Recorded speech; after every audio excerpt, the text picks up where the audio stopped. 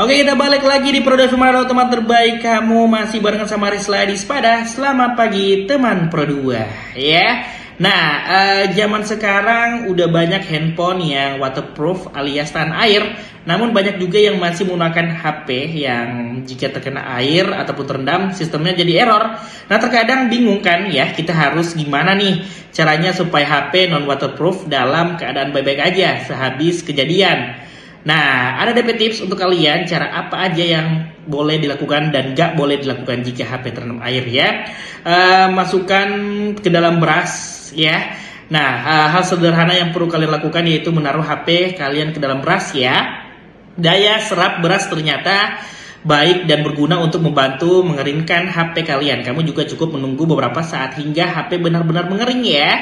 Memang nggak 100% kering ya, tapi bagi sebagian orang cara ini terbilang ampuh, nggak ada salahnya untuk kalian mencoba ya teman berdua. Jangan muncangkan HP saat basah. Nah, ketika dalam kondisi basah jangan lakukan hal ini ya.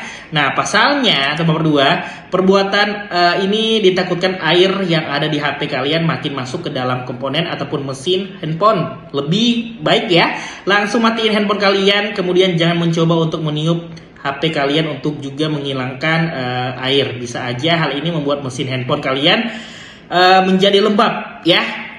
Nah, jangan mengisi daya handphone ketika basah. Ingat itu ya teman berdua.